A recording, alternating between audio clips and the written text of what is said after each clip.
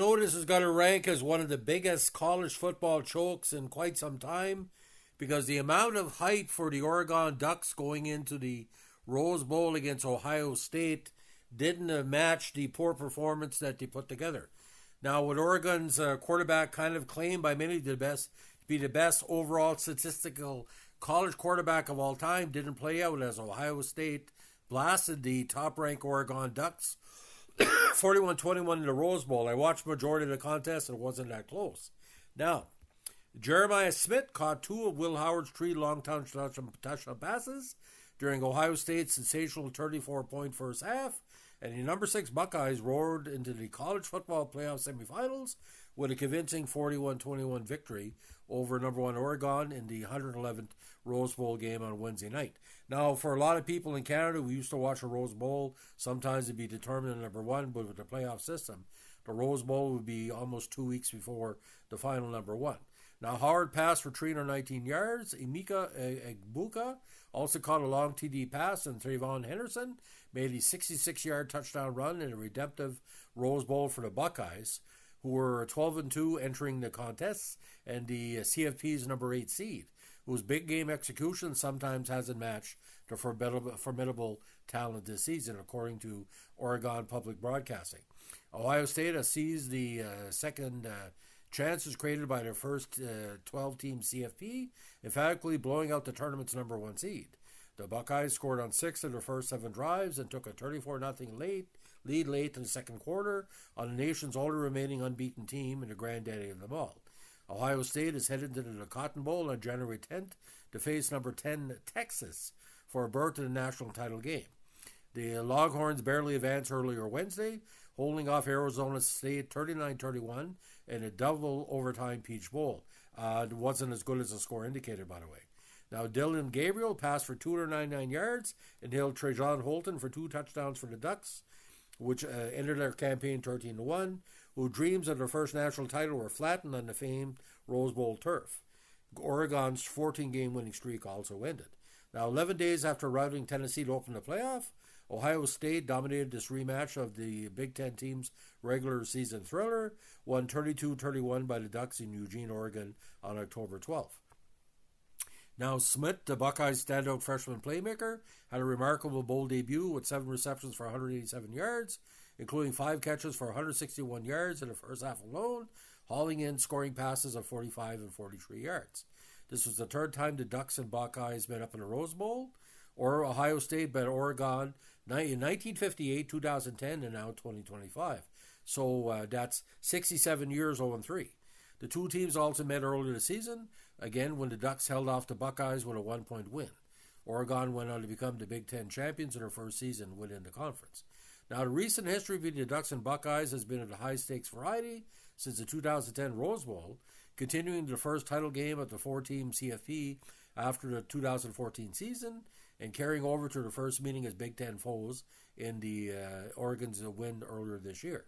That game was decided by big plays from Ducks quarterback Dylan Gabriel as a passer and runner, plus several clever gamesmanship from head coach Dan Lanning that has since been outlawed. That victory has also helped propel Oregon to the conference title, defeating Penn State 42-37 on December 7th. Now, the Buckeyes expected a second crack to come in Indianapolis, but were sidetracked by the shocking rivalry loss to Michigan. Ohio State bounced back by crushing Tennessee 42-17 in the CFP first-round game on December 21st. Now, this was second chance for Ohio State.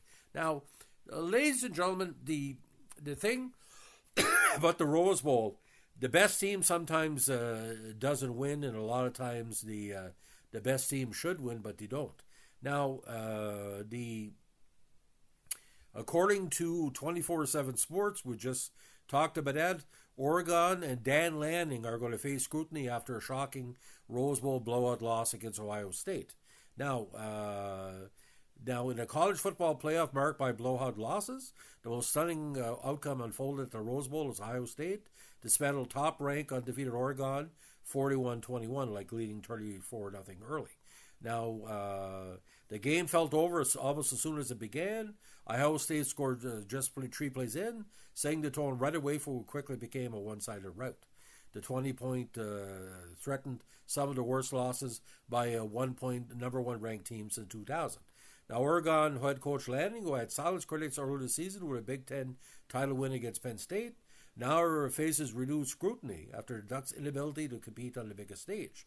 In 3 seasons, Lanning is 35-6 with just one conference title and a disappointing result in his college football playoff debut. Now,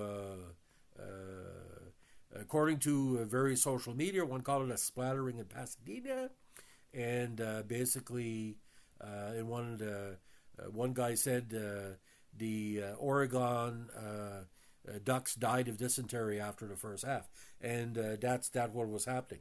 Ladies and gentlemen, the idea about college football, you got to play 60 minutes.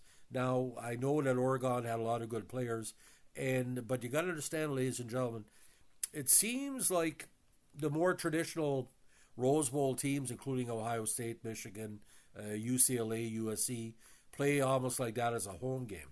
And it's kind of regretting because Oregon was trying to become kind of a marquee team in the minds of many, but this didn't put it all together.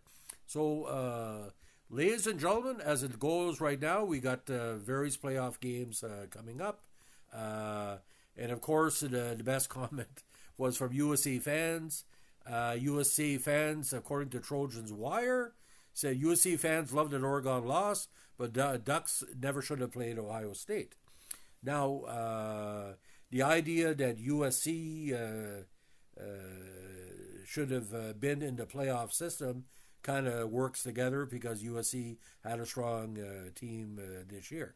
Now, they're already talking about real reform in the college football playoff format. Now, the fact is, ladies and gentlemen, the idea about the Rose Bowl, again, everybody watches the Rose Bowl, is one of the biggest international college football games ever. So a lot of Canadians that were eating their New Year's Day turkey and pie, and we do a lot of cooking on New Year's Day. We have kind of a double celebration. We sit down and watch the Rose Bowl parade, and then we sit down to watch whatever bowl game that's before the Rose Bowl.